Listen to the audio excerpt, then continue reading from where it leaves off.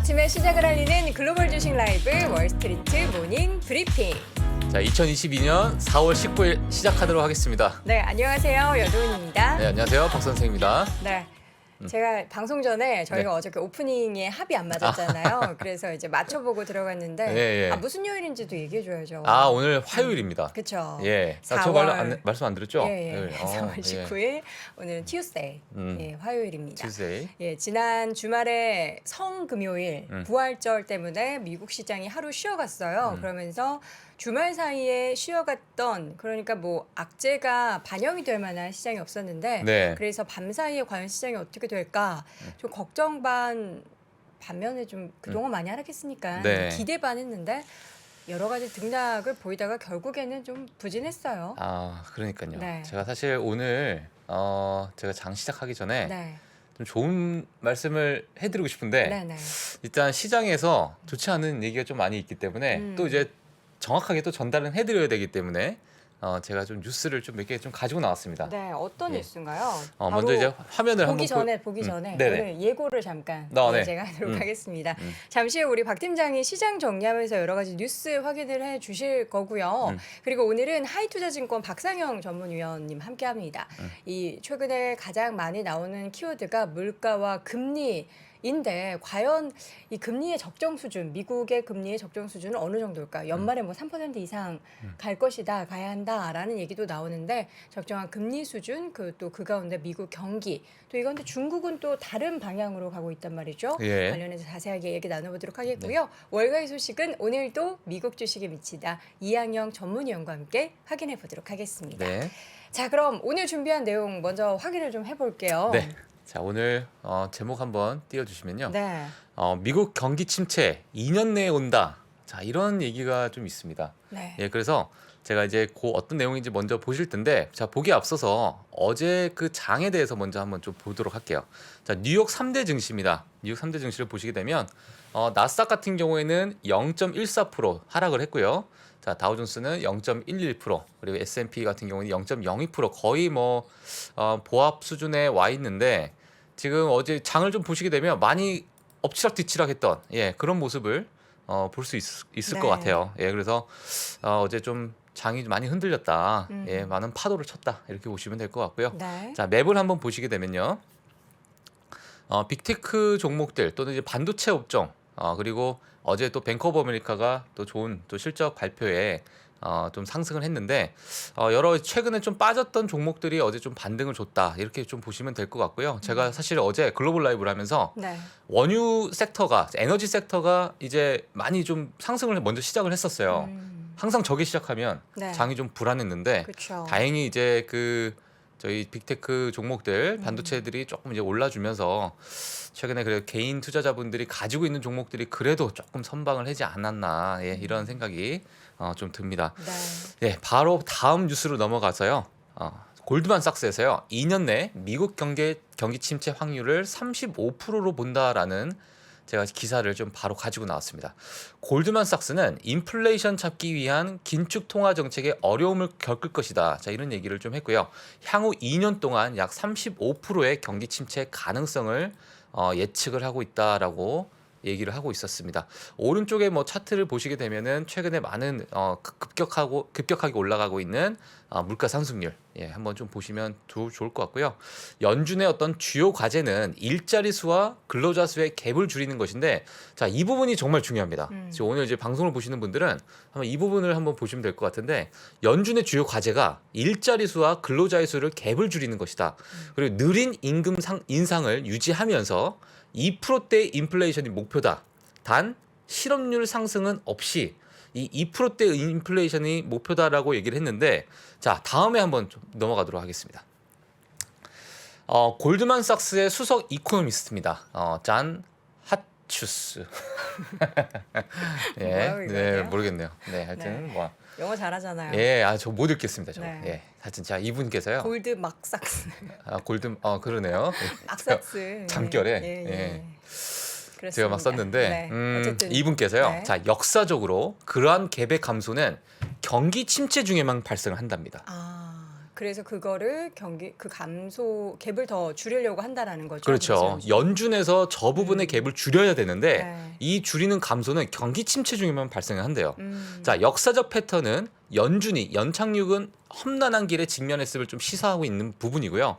코로나19 이후에 노동 공급과 내구재 가격의 정상화가 연준에 도움이 될 것이기 때문에 경기 침체가 불가피한 것은 아니다. 네. 자, 최근에 선진국을 보게 되면 연착륙을 단행한 다른 국가들의 어떤 사례를 볼 수 있는데 저런 상황에서도 뭐 연착륙을 했다. 예, 이렇게 좀 보시면 될 것 같고요. 제 2차 세계대전 이후 미국의 긴축주기 14번 중에 11번은 2년 이내에 경기 침체로 이어졌지만 그중 8번만 연준 긴축 정책에 어떤 부분적으로만 영향을 주었다.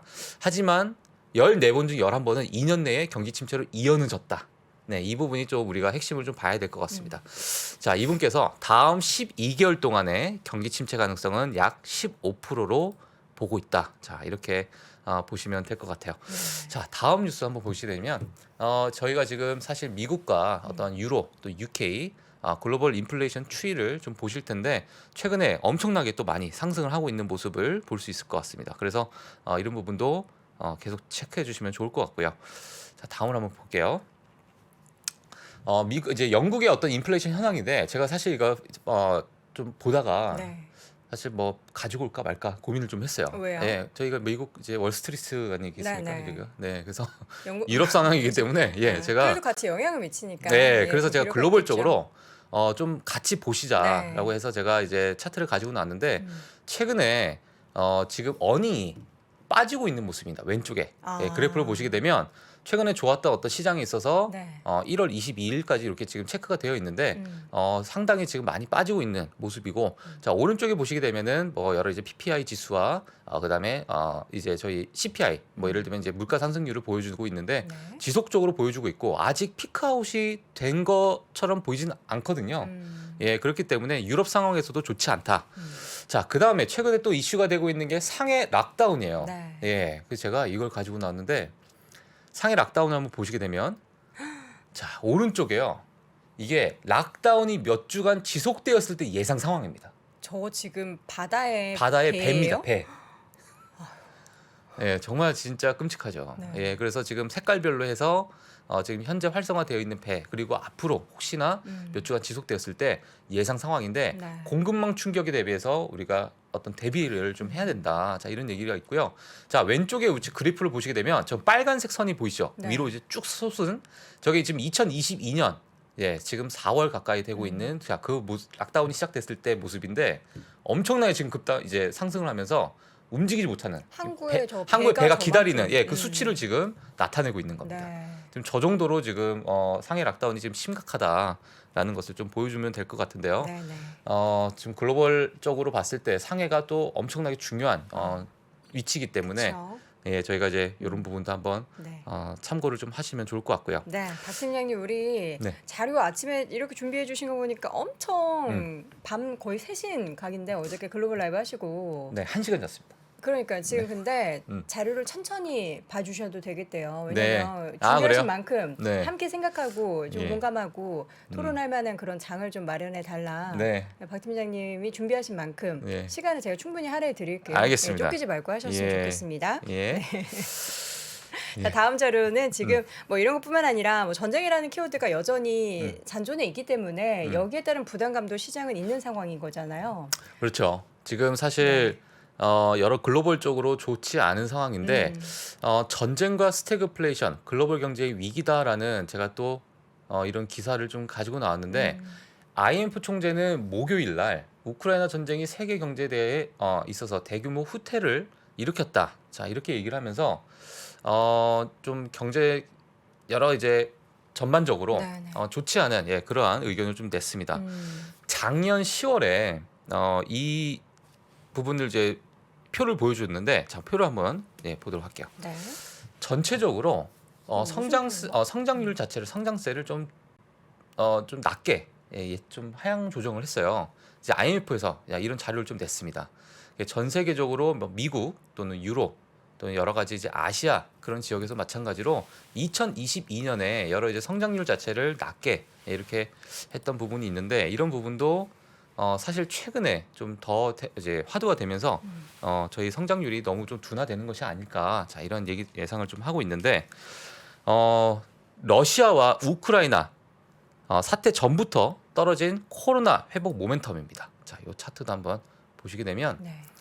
사실 러시아와 우크라이나 사태 전부터 이 모멘텀 자체가 좀 하락을 하고 있는 예 그러한 모습을 좀 보여주고 있고요.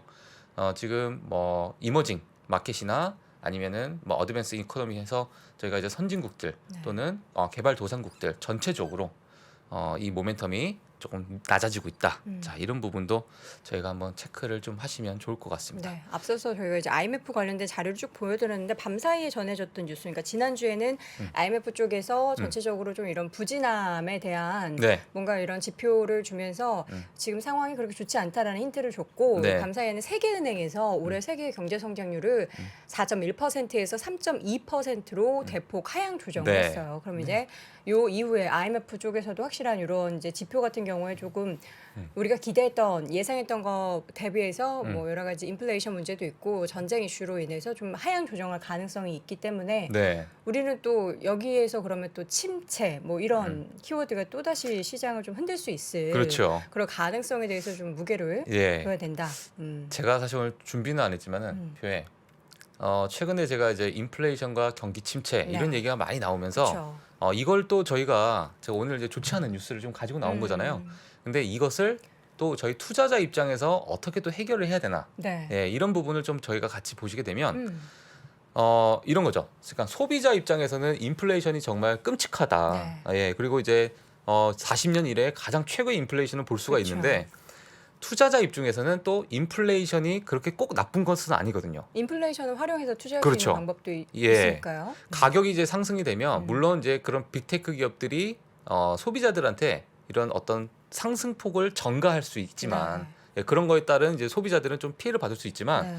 투자자 입장에서는 그 전가한 만큼의 어떤 매출 성장을 또 예상을 하는 분들이 많이 있습니다. 네. 예, 그래서 많은 이제 경제학자분들이나 월가의 어떤 시각을 봤을 때 이 인플레이션에서 어떤 해지를 할 수 있는 게 가격 결정력이 있는 기업을 빠르게 좀 공부를 해서 예, 그런 부분을 저희가 어떤 포트폴리오로 삼고 제가 이제 투자를 진행한다면 이런 인플레이션 시대에서도 조금 저희가 해지할 수 있는 그런 수단이 되지 않을까 예, 이런 부분이 좀 있고요. 저희가 쉽게 자주 말씀드렸던 게 이제 빅테크 기업들, 전기차 기업들 가운데서 이제 테슬라 같은 경우에는 가격을 아무리 올려도 그렇죠. 가격 결정권이 있고 또 전가력이 있는 기업이다라는 대표적인 말씀드렸고 네. 또 먹는 것 중에서는 그 허쉬 초콜릿, 그 허쉬 초콜릿? 허쉬라는 저 기업의 이남훈 교수님께서 주가가 좋아하시는. 그렇죠. 예. 엄청나게 오르는 그 이유에 대해서 인플레이션에도 불구하고 그 가격을 전가해서 오히려 매출 성장을 이끌 수 있는 네. 그런 기업들을 지금 과연 내 포트폴리오에 있는 그 기업들이 이런 상황 속에서 경쟁력이 있는가를 점검해 볼 필요가 있는데 우리 근데 사실 네. 기업에 대한 투자를 할 때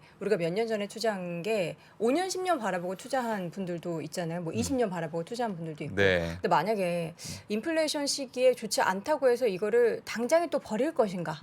여기에 대해서는 좀 고민을 할 필요가 있는 것 그렇죠. 같아요. 네. 예, 사실 뭐 금리 인상이 시작이 되면 뭐 통계학적으로 뭐 항상 맞는 건 아니겠지만 그리고 1년 안에 그래 상승하는 그런 모습을 많이 보여줬기 때문에 네. 예, 꼭 지금 금리 인상이 나쁜 것도 아니고 예, 그렇다고 또 인플레이션에 너무 겁먹을 필요 없이 저희가 이제 포트폴리오를 제대로 좀 가져가게 되면 저희 월스트리트 모닝 브리핑 또는 뭐 글로벌 라이브 네. 예, 많은 이제 좋은 분들이 나오시기 때문에 네, 활용하시면 됩니다. 네. 요 마지막 장 금융시장 지표의 추세 이거 예. 어떤 건지 요것만 좀 확인을 해보죠. 예, 마지막 저희 차트를 한번 네. 보여주시면요.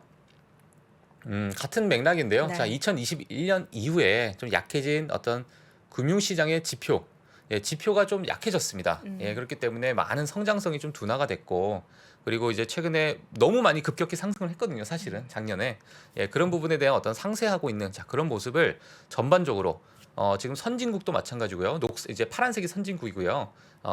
분홍색이 지금 저희 신흥국. 그렇죠. 네, 신흥국이라 볼 수 있는데 자 이렇게 지금 차트를 조금 내려가고 있다. 자 그렇기 때문에 제가 오늘 전반적으로 가지고 나온 내용은 경기가 좀 둔화될 것이다. 또는 경기 침체를 좀 보고 있다라는 그런 지표를 좀 가지고 나온 겁니다.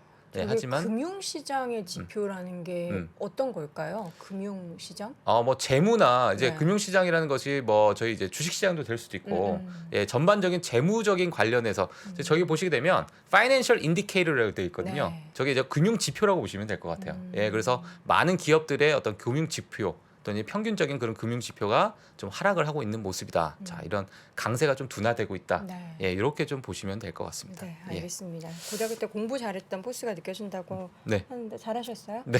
어떤 거요? 공부 잘하셨냐고. 전혀 못했습니다. 아 그래요? 예, 예. 영어만 잘했던 예. 걸로? 예, 박 선생. 영어 잘하는 박 선생. 예. 예, 오늘 함께 했고요. 전체적으로 시장에서 지금 가장 뭐 이슈가 많이 되고 있는 뉴스들은 보면은 좀 부정적인 뉴스들이 많죠. 예. 그 안에서도 우리는 투자 아이디어를 찾을 수 있다라는 얘기로 마무리를 해보도록 하겠습니다. 저희 잠시 후에는 하이투자증권 박상영 전문위원과 함께 돌아오겠습니다. 네. 셀트리온 홍삼정 하루 면역 케어. 홍삼 들어간다 쭉쭉쭉쭉쭉 셀트리온 홍삼정 홍삼 함량은 쭉 올리고 가격 내려간다 쭉쭉쭉쭉쭉 셀트리온 홍삼정 가격은 쭉 내렸다. 홍삼정 하루 면역해요. ARS 문의 1688-1131. 평균세가 이제 끝났어요. 그것도 땅, 돈, 힘입니다. 그동안 거의 경제를 중심으로 세상 분석을 해왔다. 경제라는 이론과 그물망을 가지고 설명하던 3, 40년은 지났다는 얘기입니다. 또 다른 것들이 필요한데 정치 경제, 지정학, 그와 함께 정치 철학. 블랙스완입니다. 뭐 이런 얘기를 많이 하잖아요. 네. 회색 코뿔소가 예상할 수 있는 위험인데 방심하다가 그러니까 우리가 걸리면 인지는 충분히 할 수 있는데 그렇지.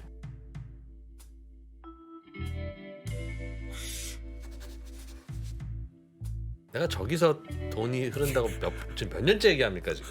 예?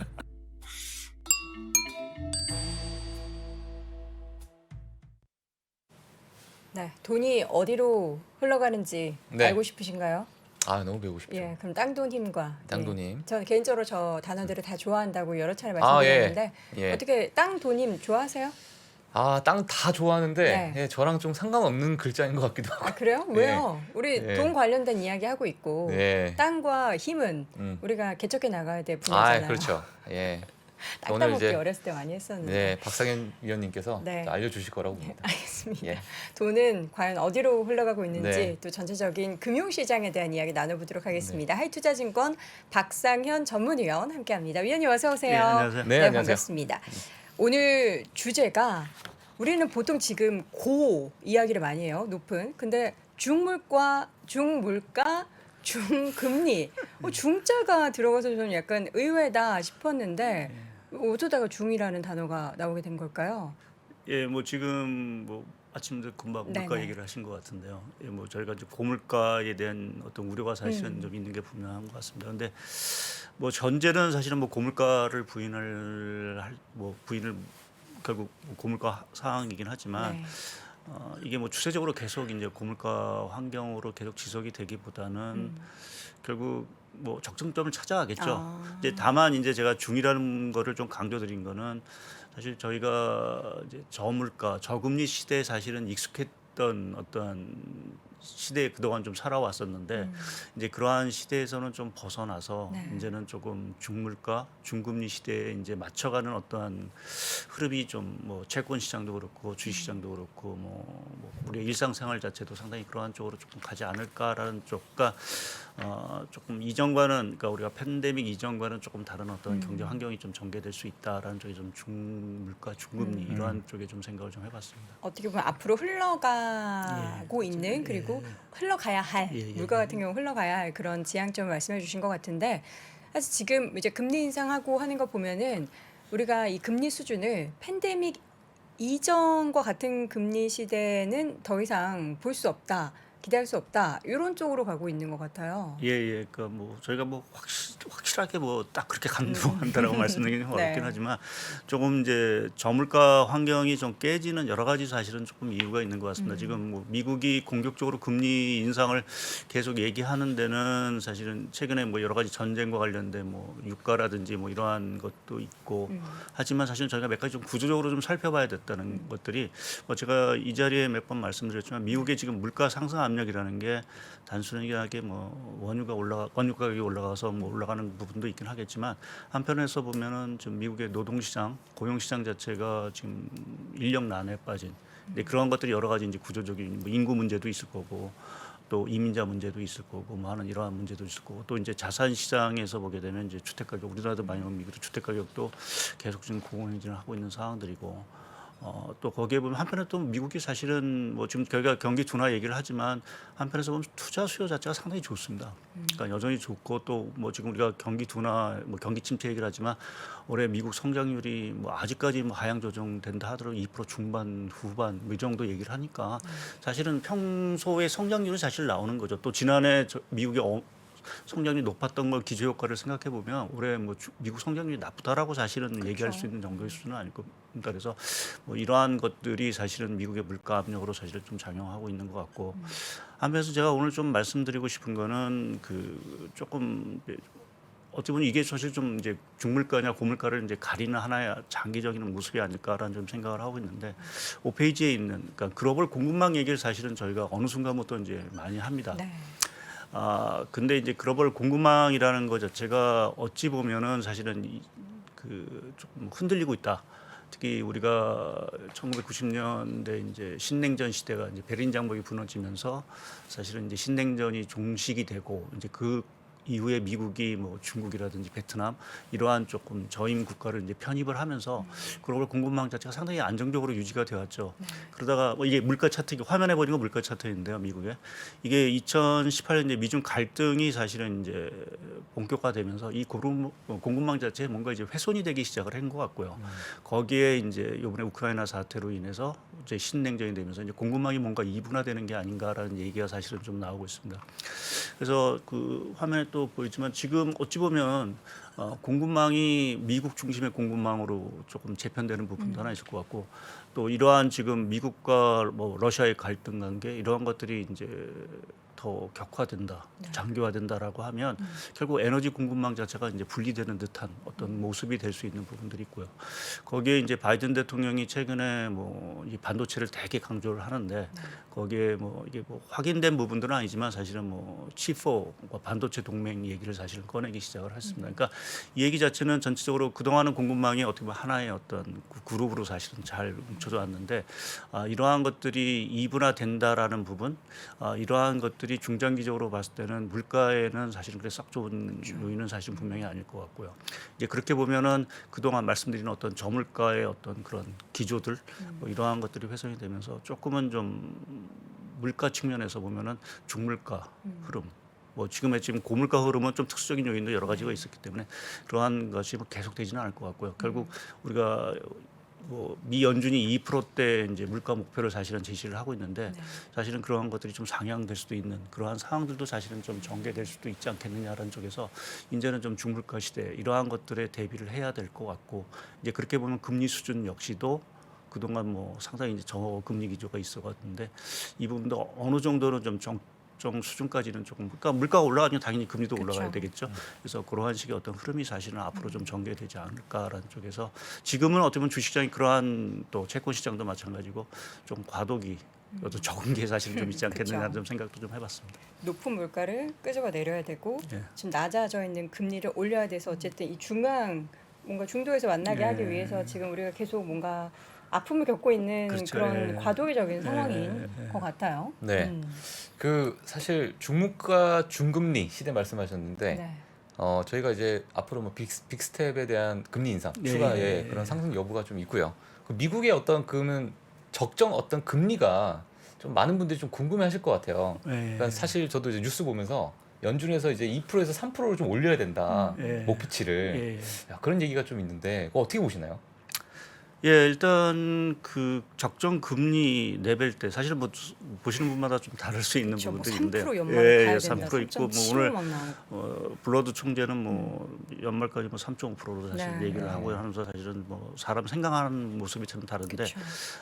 제가 하나 좀 차트를 좀 하나 준비를 했는데요. 보시면 이게 미국의 정책 금리하고 이제 미국의 소비자 물가를 좀 그러는 건데 과거에는 그러니까 과거라는 표현 자체는 어찌 보면 이제 그 2000년 기준으로 해서 보게 되면 그 오렌지색 차트가 그 정책 금리를 항상 밑돌았습니다. 그러니까 물가에 비해서 항상 높은 금리 자체가 계속 유지가 되었다라는 부분이죠. 2000년 이전까지만 하더라도. 그러니까 상당히 미 연준의 정책 기조라는 것이 사실은 물가에 초점을 맞춰서 물가 억제에 상당히 좋고 2000년 이제 나스닥 버블, IT 버블이 꺼진 이후에는 사실상 보게 되면은 물가보다 낮은 정책 금리가 사실은 유지가 됐습니다. 그러니까 성장의 모멘텀이 사실은 2000년 이후 미국이 그렇게 세지 못했기 때문에 상당 부분 이제 성장 쪽에 좀 무게를 두는 특히 이제 자산 가격이라든지 이러한 것들을 상승시키면서 경기를 계속 부양시키는 어떤 그러한 정책으로 갔고 물론 이제 물가 자체도 낮았기 때문에 이제 금리로 갔던 부분들인데 더구나 2010년 이후 이제 우리가 글로벌 금융위기 우리가 뭐 뉴노멀 뭐 이러한 얘기를 많이 했었는데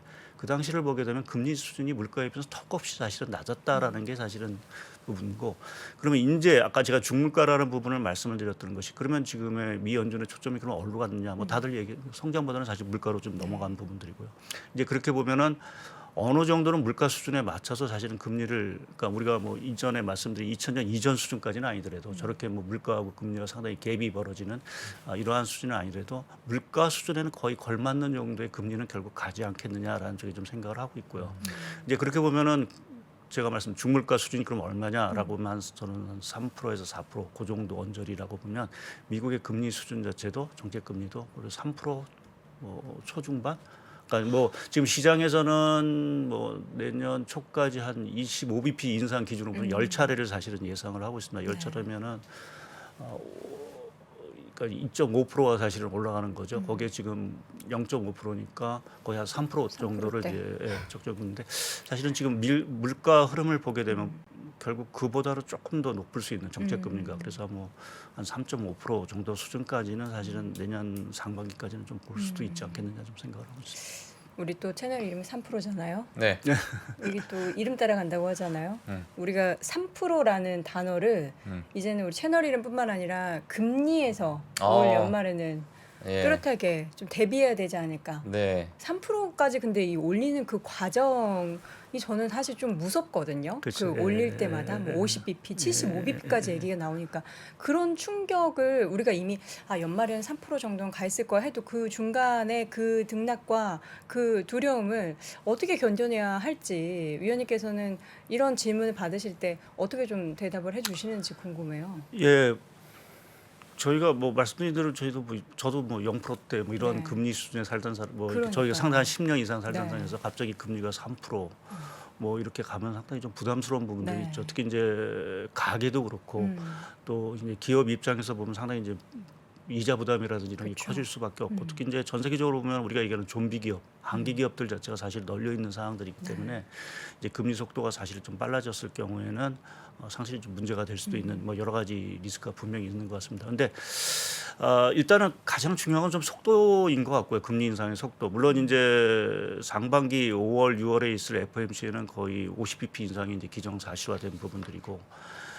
그래서 사실은 최근에 미국의 채권금리, 뭐 전 세계 채권금리 자체가 뭐 사실 뭐 40년 만에 뭐 최악이라는 어떤 지금 채권 시장에 지금 뭐 아우성이 나올 정도로 상당히 이제 빠른 상승을 보였는데 결국 이 속도로 그럼 계속 간다. 뭐 50bp, 75bp 이러한 식으로 하반기에 계속 간다라면 당연히 시장에 충격을 주겠죠. 근데 지금의 상황으로 봐서는 말씀드린 대로 적정금리라는 부분 자체를 우리가 뭐 3%가 될 수도 있고 뭐 3.5가 될 수도 있고 하긴 하지만 결국 하반기 쪽에서의 어떤 금리 인상 속도 자체가 조금은 빅스텝에서 베이비 스텝, 그러니까 25bp 정도의 속도로 사실은 좀 완만해진다라고 하면 어느 정도의 어떤 그 금리에 대한 어떤 부담감 자체가 조금은 좀 뭐 체감적으로 느끼는 또 시장, 그러니까 중요한 게 이제 시중 금리의 흐름일 텐데 시중 금리는 어느 정도 이제 상당 부분은 빅스텝은 이제 선반이 된 부분들이고요. 그러니까 나머지 이제 베이비 스텝 또 거기에 좀 물가 정점이 뭐 정점이냐 아니냐는 논란이 있긴 하지만 결국 조금은 좀 물가 압력이 좀 둔화될 수 있다라는 어떤 기대감이 있다라고 하면 그 뭐 정책 금리 어느 정도 이제 올라가면 시중 금리라는 부분 자체가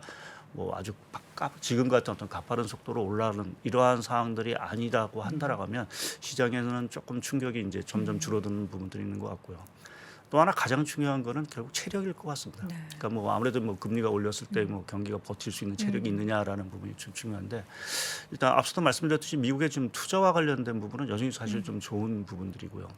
또 이번 러시아 사태, 뭐 우크라이나 사태로 인해서 뭐 반사 이익이라고 할까요? 뭐 이러한 것들을 하나 좀 기대해 보는 게 여하튼 유럽 쪽은 요번에 그 석유와 관련된 또 천연가스와 관련된 에너지 의존도를 분명히 낮춰야 됩니다. 네. 이거는 뭐 당연한 얘기일 수 있는 거고 이제 그렇게 보면 아무래도 이제 관련 신재생과 관련된이라든지 이러한 투자 자체를 상당히 늘릴 수밖에 없다라는 부분에서 보게 되면 한편에서 보면은 뭐 이게 중장기적인 어떤 그림일 수도 있긴 하겠지만 투자라는 부분이 상당히 좀 강할 수 있는 부분들이고요.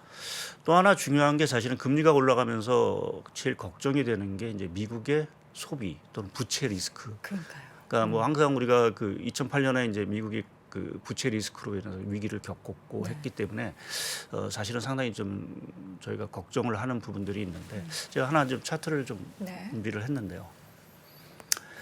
우리가 뭐 아시겠지만 2004년부터 이제 미국이 금리를 올리면서 이제 5.25까지 사실은 그때 금리를 올렸고 이제 그게 이제 금리 충격이 저 맨 위에 있는 그 오렌지색으로 네. 얘기되는 미국의 가계 부채로 이제 딱 이제 타격을 주면서 영향을 받았죠. 부채 충격이 왔고 그것 때문에 이제 소비라는 부분, 뭐 경기 침체가 사실은 왔고 이제 위기가 왔었는데 저 맨 위의 차트를 조금 하나 좀 눈여겨 보시게 되면 저 오렌지색이 이제 미국의 가계 부채 그 규모입니다. GDP 네. 대비 우리나라도 뭐 가계 부채 규모를 뭐 얘기하는데 보시면 알겠지만 2008년에 가계 부채 규모가 GDP 대비 100%였습니다. 근데 지금 미국의 가계 부채 규모가 한 70% 조금 넘는 수준입니다. 상당히 많이 줄었죠. 네.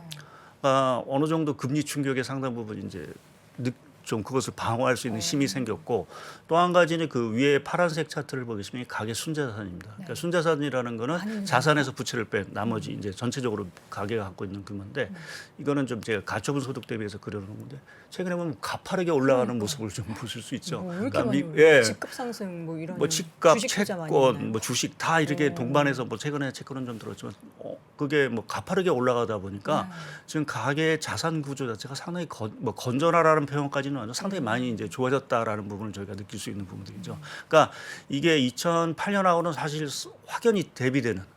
그러니까 상당히 부채는 줄고 자산은 늘어나는 상황들이기 때문에 그렇게 보면 이제 금리에 대한 부분 자체를 상당 부분 이제 충격을 이제 어느 정도 흡수할 수 있는 부분들이 있죠. 거기에 이제 또 하나 중요한 게 이제 우리가 고용시장 아까 말씀드렸듯이 미국의 고용시장이 워낙 지금 좋은 상황들이고 그게 지금 인력난 자체가 단기간에 해소되기는 구조적으로 좀 쉽지는 않아 보입니다. 그런데 뭐 고용시장이 계속 좋다라는 거는 계속해서 뭔가 돈을 벌 수 있다라는 부분에서 보면 그러니까 금리 부분이 물론 부담스러운 부분들이 있긴 하지만 미국 가계 입장에서 봤을 때는 2008년 이러한 것들과 비교해서는 조금 충격이 제한적일 수 있다. 이제 그거는 결국 미국 경기에서 가장 중요한 소비 흐름에 있어서 상당 부분은 좀 지탱할 수 있는 또 상당 부분 유지될 수 있는 부분들이 있고 또 거기에 지금 뭐 우리가 엔데믹 얘기하지만 실제로 뭐 우리나라도 어저께 거리두기가 이제 완전히 해소가 되면서 그래요. 예, 상당히 이제 12시 소비 활동 이런 것들이 12시가 완전히 풀렸어요. 아니, 동접자가 확 주는 걸 보고 나서 다 나가셨구나. 다들 어디? 네, 다 나가셨어요 어제. 예, 뭐 다들 이제 뭐 회식 네. 뭐 이러한 예, 것들에서 결국 그러한 것들이 이제 결국 이제 좀 짓눌렸던 어떤 소비 자체를 결국 이제 끌어올리는 것들. 미국도 뭐 마찬가지일 수 있는 부분들이 있어서 이제 그렇게 보면 그러한 것들이 좀 금리 충격이라는 부분 자체를 상당 부분 상쇄시켜주는 그러한 부분으로 좀 있을 거로 좀 보고 있습니다. 그래서 우리가 좀 금리가 올라가는 부분을 좀 뭐 부담이 아니라고 이제 제가 뭐 얘기를 드릴 수는 없긴 하지만 상대적으로 봤을 때 과거 우리가 뭐 글로벌 금융이라든지 이러한 당시보다는 전반적인 체력 자체가 양호하다라는 측면에서 조금 바라볼 수 있지 않겠나 보고 있습니다. 미국 경기도 그렇고 일반 이제 개인들 보면 가계 순 자산의 규모도 그렇고 이 금리가 인상이 돼도 버틸 만한 힘이 있다라는 것을 전체적으로 뭐 지표들을 보면서 느끼게 해주는데 이제 우리 개인 투자자분들 중에서 뭐 저만 그럴 수도 있지만 내 자산이 그렇게 별로 늘지 않았기 때문에 이런 차트 보면서 예, 뭐 그런 건 하나 있습니다. 그러니까 지금 인지조화가 저희가 안 이제 되는? 글로벌 금융이 양극화, 뭐 소득 네. 불균형 이러한 부분에서 저 자산에 올라가는 대부분의 경우는 상위 1%뭐 이 정도가 그쵸. 사실은 갖고 간 부분이 분명히 상당 부분이 있습니다. 그런데 중요한 거는 그 자산에 늘어난 것보다는 부채가 줄어들었다는 게 상당히 줄어든 거죠. 그러니까 과거 글로벌 금융에는 뭐 신용도 안 되는 사람한테 미국 같은 경우 돈을 빌려 네. 모기지 사태가 사실 네. 터졌고 네. 요번 같은 경우에 그러한 것들이 사실은 좀 제거됐다라는 측면에서 보면은 조금 차이점이 분명히 있는 부분으로 봐야 되죠. 이렇게 얘기를 우리 위원님 얘기 들으니까 뭐 금리 인상해도 괜찮을 것 같아요. 그러네요. 예, 네. 가볍게는 마음이 못 좀 볼 수 편안합니다. 없겠지만 예. 아니 좀 괜찮을 것 같다라는 생각이 좀 들긴 하는데 전체적으로 이제 미국 같은 경우에는 이렇고 반대로 이제 G2 중국은 좀 다른 길을 걷고 있는 것 같아요. 예, 어제 뭐 중국 GDP 1분기 GDP가 뭐 조금 시장 예상보다 좋긴 했지만 네. 사실은 내용적으로 보게 되면 상당히 조금 걱정스러운 부분들이 오히려 좀 더 그러니까요. 많은 부분들인 것 같습니다. 특히 뭐 지금 중국이 경기 부양에 나서고 있긴 하지만 뭐 잘 아시는 지금 뭐 이 상하이 봉쇄, 네. 제로 코로나 방역 정책 자체가 일단 경기 부양에 있어서 효과를 상당 부분 반감시킬 수밖에 없는 부분들이고요. 그래서 지금 중국이 경기 부양에 나서고 있긴 하지만 그게 효과가 과연 있을지라는 네. 부분이 하나 있는 부분들이 있고요. 또 한 가지 조금 우려스러운 것이 그 화면상에 제가 또 하나 보여드릴 텐데요. 네, 자료 예, 보여주시죠. 예, 자료를 보시게 되면 지금 중국과 미국의 10년 국채 금리 스프레드 저 파란색으로 보시는 걸 보게 되면 역전이 됐습니다. 오, 아래로 내려갔어요. 예, 예, 그러니까 지금 거기에 또 보기에는 H 지수하고 제가 같이 그러는데 거의 흐름이 사실 좀 비슷한 부분들이 있고요. 그러니까 중국이 여하튼 지금 10년물이 미국과 역전이 됐다라는 부분, 통상적으로 중국이 당연히 금리가 높은 수준인 나라인 거죠. 그럼에도 불구하고 지금 이 금리 수준 역전이 됐다는 건 우리가 통상적으로 뭐 금리가 이렇게 역전이 되면 자금이 빠져나간다 뭐 이런 얘기를 이제 많이들 하는 부분일 수밖에 없는 부분이고 네. 이제 그렇게 보면은 그 중국 인민은행 입장에서 보면 금리 인하에 있어서의 그를 공격적으로 가기가 상당히 좀 어려운. 그러니까 지난주 금요일이죠. 이제 지준율을 25bp 이제 인하를 했는데 시장은 사실 50bp 인하를 예상을 했었고요. 네. 이제 그러한 부분에서 좀 실망감을 줬고 또 이제 금리 정책에 있어서 계속 좀 주저주저하는 모습을 사실은 지금 계속 좀 보이고 있다라는 것들이 뭐 내부적인 어떤 문제가 있을지는 잘 모르긴 하겠지만 여하튼 지금 보이는 지표상에서 이렇게 미국과의 어떤 금리 가 역전이 되고 하는 이러한 현상이 인민으로 하여금 이제 경기 부양에 있어서의 어떤 그 강도를 좀 낮추거나 또 앞으로 하는 데 있어서 결국 5월, 6월에 미국이 금리를 인상을 하게 되면 더더욱 이제 중국은 금리 인하하기가 어렵겠죠. 그러니까 사실상 경기 부양을 할 수 있는 시기가 사실은 아주 짧은 시기밖에 안 남았다라는 측면에서 보면 중국의 어떠한 지금의 경기 상황 이러한 것들이 그렇게 조금 간단치는 않다. 라는 측면으로 좀 바라볼 수도 있지 않겠는지 좀 보고 있고요. 물론 이제 재정 쪽에 뭐 인프라 투자라든지 이런 것들을 하고 있긴 하지만 그럼에도 불구하고 지금 이러한 그 코로나 방역 정책으로 인한 내수 경기의 부진 뭐 이러한 것들은 상당히 조금 좀 우려스러운 부분들이 있고요. 그러니까 우리나라 입장에서 뭐 미국도 미국이지만 사실은 중국 경기가 어떻게 되느냐라는 부분이 상당히 좀 중요한 부분들인 것 같고요. 더구나 이제 3월달 중국 수입 증가율을 보게 되면 마이너스를 사실은 찍었거든요. 네. 그러니까 전 세계적으로 지금 원자재 가격이 올라서 다 수입 증가율이 다 높은데 중국이 이렇게 마이너스 증가를 그렸다는 거는 그만큼 내수 경기 자체가 안 좋다는 신호인 거고 그렇게 보면 우리나라 수출 경기 이러한 대중국 수출 경기에도 사실은 적신호가 켜졌다라고 좀 보는 게 맞아야 될 것 같습니다. 그래서 전체적으로 중국에 있어서의 어떤 시각 뭐 이것은 경기 부양을 계속 기대는 하고 있긴 하지만 사실은 그렇게 썩 좋은 상황은 아니다라는 쪽으로 좀 말씀을 좀 드릴 수 있을 것 같습니다. 근데 중국이 워낙에 차지하는 비중이 큰 나라 중에 하나이기 때문에 이렇게 부진하면은 미국에서 열심히 뭔가 경기에 대해서 자신감을 비춰도 중국 쪽에서 이렇게 좀 고꾸라지면은 전체적으로 다 또 분위기가 침체되지 않을까. 그렇죠. 하는 예, 우려. 이제 뭐 러시아도 사실은 뭐 적다면 적고 많다면 많으면 결국 G20 국가 중에 하나의 나라가 올해 뭐 마이너스 7% 됐고 네. 마이너스 10% 됐고 이제 결국 경기가 둔화가 될 수 있는 부분들이 있고 또 좀 계속 러시아 디폴트 얘기가 나오는데 결국 디폴트가 계속 잇따라든다라고 하면 그것도 결국은 부작용인 그쵸. 거고요. 특히 이제 뭐 러시아 정부 국채 디폴트 문제가 아니라 기업들이 이제 낮아빠지기 시작을 한다라고 하면 그 카운터파트에 있는 쪽에서의 어떤 기업들 뭐 이러한 쪽도 사실 손실이 커질 수 있는 부분들이고 거기에 중국마저도 이렇게 흔들흔들 한다라고 하면 사실은 좀 전반적인 이머징 뭐 사실 앞서도 뭐 세계은행의 어떤 성장률 전망치를 뭐 말씀을 하신 것 같은데 결국 그것의 대부분은 사실은 이머징 쪽에서 좀 성장률이가 하향되는 부분들인데 이렇게 러시아, 중국 이러한 쪽에서의 경기 자체가 계속 썩 좋지 않는 그림이다. 거기에 뭐 제가 뭐 금리에 대한 부담감이 과거치 않다라고 했긴 했지만 결국 그러한 어떤 리스크까지도 사실은 이제 맞물린다라고 하면 사실은 썩 좋지 않은 어떤 하반기의 어떤 그림들 거기에 뭐 좀 러시아 제재 이런 것들이 장기화돼서 진짜 겨울에 에너지 대란 그러니까 EU가 이제 마지막 카드로 남은 게 이제 러시아산 에너지 수입 금수 조치인데 그런 것들이 이제 되게 되면 사실은 썩 정말 좋지 않은 어떤 그림들이 나올 것 같습니다. 그래서 저희가 이제 중국이라는 면에서 그러한 부분에서 조금은 좀 빠른 어떤 경기 반등이라든지 이러한 것들이 사실은 좀 필요해 보이는 부분들이고요. 근데 다소는 지금 중국이도 사실은 이 정치 문제, 특히 이제 당대회를 앞두고 이제 코로나 문제에 대해서는 계속 제로 코로나 방역 정책을 가겠다라고 자꾸만 천명하는 것들이 뭐 공급망에서도 사실은 좀 문제가 되는 부분들이고 중국 어떤 내수 경기 입장에서도 사실은 이렇게 썩 좋은 그림은 분명히 아닌 것 같습니다. 그래서 뭐 경기 부양은 분명히 하고 있고 일부에서도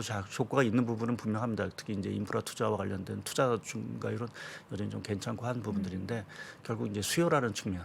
그러니까 우리 입장에서 뭔가 팔아야 되고 뭐 또 반도체라든지 이런 것들도 계속 팔아야 되는 입장에서 보게 되면 뭐 중국 경기 자체가 여하튼 조금은 좀 힘을 얻는 이러한 모습이 조금 가시화돼야 뭐 우리나라 주식시장, 뭐 중국 시장, 뭐 이러한 또 자금의 흐름 면도 사실은 좀 우호적으로 좀 변할 수 있는 부분들이 있어서 미국도 미국이지만 사실 한편에서 보면 중국의 어떤 경기, 뭐 또 여러 가지 정책이라는 부분 자체를 저희가 조금은 좀 계속 주시를 할 수밖에 없는 그러한 상황으로 좀 봐야 될 것 같습니다. 네.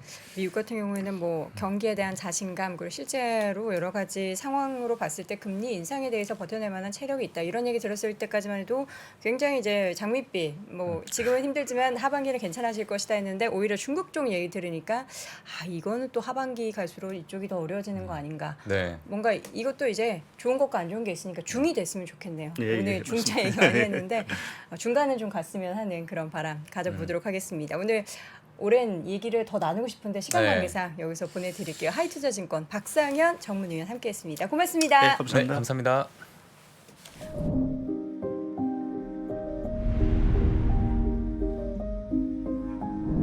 게임에서 살인이 가능한데 성폭행은 안 되는 이유는 무엇입니까?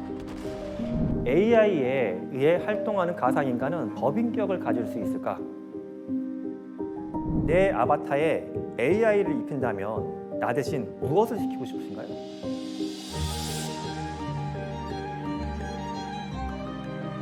질문 자체를 만드는 걸 질문으로 드리고 싶었어요.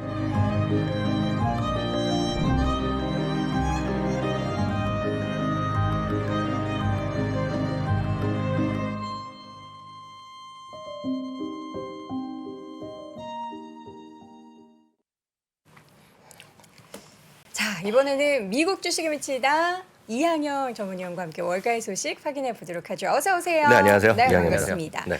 자 어제 시장은 저는 아쉬웠어요. 좀 하루 쉬고 체력 보충했으면은 네네. 올려줘야 되는데 막판에는 좀 이렇게 양봉이 있던데 네. 아쉬웠어요. 뭐 등락이 엇갈렸죠. 하루 종일 엇갈렸지만 제가 이제 벤치마크는 이제 S&P 500을 얘기하는 거 다들 네. 아시잖아요. S&P 500이 0.02%인데 아 이거 뭐 떨어졌다. 오르지 이왕이면 초록불로 좀 네, 마감하시죠. 그렇죠. 그리고 섹터별로 보면 또 많이들 좋아하시는 것들이 오늘 또 올라간 게 꽤 네. 있을 겁니다. 그래서 오늘 이렇게 분위기가 나쁘지 않았다라고 좀 많은 분들을 공감하실 것 같아요. 다만 시장이 기대를 많이들 이제 올라가길 기대하는데 네. 떨어진 거는 뭐 세 가지 요인이 아닌가 싶네요. 금리가 많이 올라간 거, 그리고 저는 요즘 가장 관심 있는 게 달러거든요.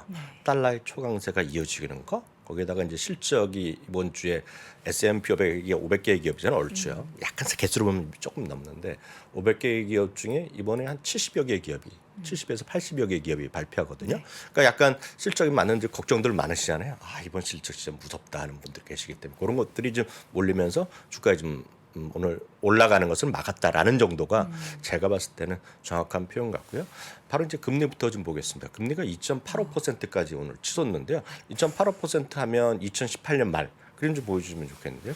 2018년 말 이후 최고치까지 올라갑니다. 네. 화면 좀 잡아주세요. 자료 좀 보여주세요, PD님. 자료 좀 보여주세요. 네. 네, 2.85%인데요. 이게 보면 딱 여기죠. 네. 2018년 말 이후 최고치까지 올라가는 모습이죠. 그러니까 금리가 이렇게 올라가는 것은 앞선 코너에서 우리 박 선생, 박 팀장은 리세션 얘기 그리고 골드만삭스 얘기하고 잠시 전에 우리 위원님께서는 중금리 뭐 이런 거, 네. 뭐 중위험 이런 거 많이 하셨잖아요. 하여튼 이런 것들을 보면 여하튼 금리가 올라가는 거에 대해서 이제 팩트를 한번 확인하시겠고요. 제가 제일 우려하는 건 이거거든요. 달러 인덱스거든요.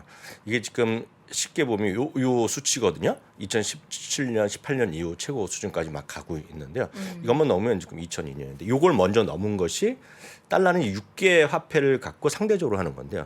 바로 이게 제일 무서운 게 이거죠. 지금 엔화죠, 엔화.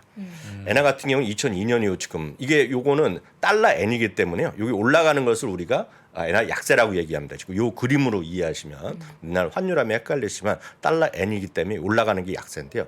여기 20년 만에 최고까지 올라가기 때문에 환율로 보면 엔화가 약한 겁니다. 그러니까 엔화가 상대적으로 항상 보시면 우리가 상식적으로 미국 주식 안 하더라도 엔화 하면 우리 안전자산 얘기했는데 그 안전자산에 지금 뭔가 좀 기스가 나고 있으니까 달러도 올라가고 금도 좀 올라가고 거기에다 이제 전쟁도 있는 거겠죠. 그래서 이런 것도 요인이 되겠고요.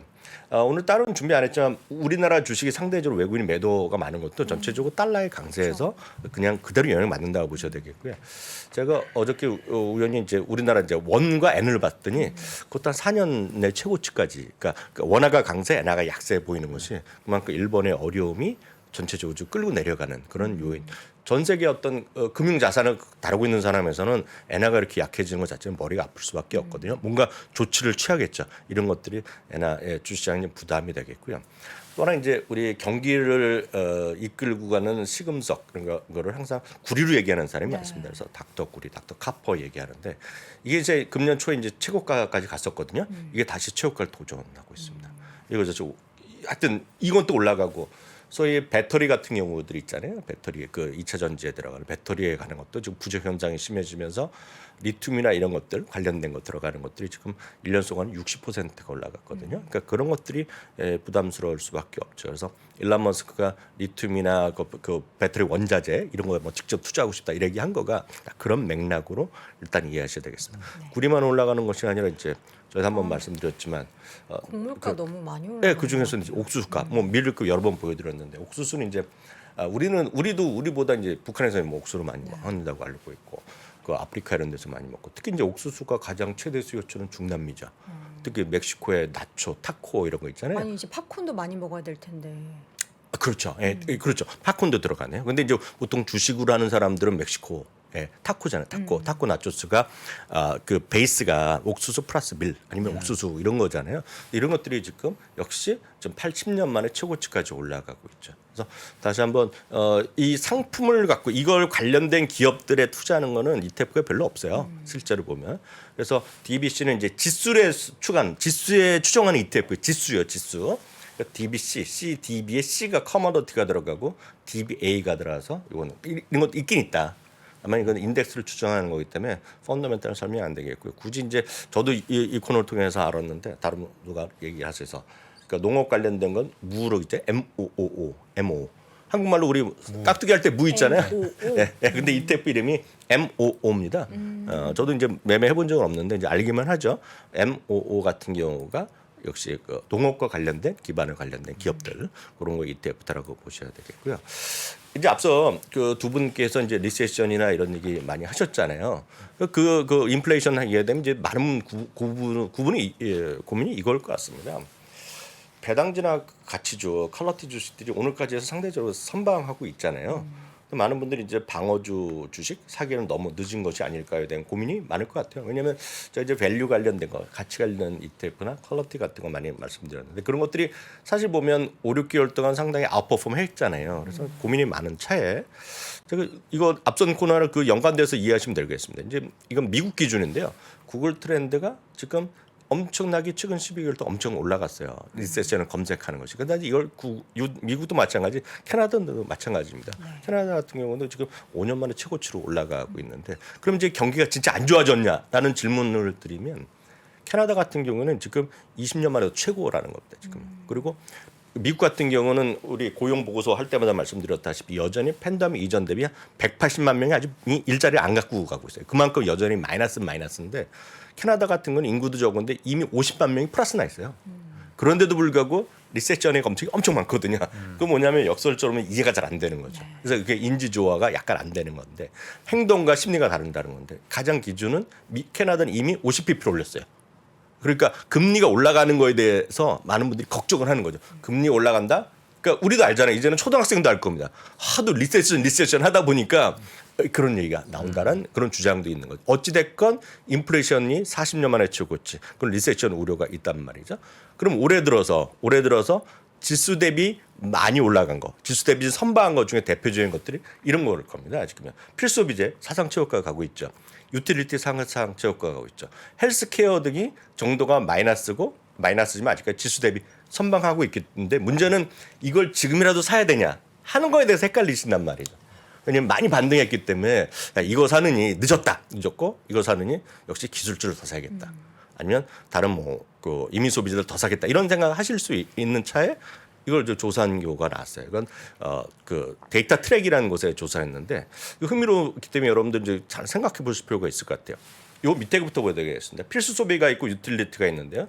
필수 소비에 있는 시기에서 P&G 같은 겁니다. 여러 번 말씀드렸다시피 최근 12개월 동안 지수 대비 7.6%포인트가 이겼어요. 유틸리티 섹터는 이제 한국전력인데 미국에서는 대표적인 게 넥스트라 에너지 같은 것이 포함된 거라고 이해하시면 됩니다.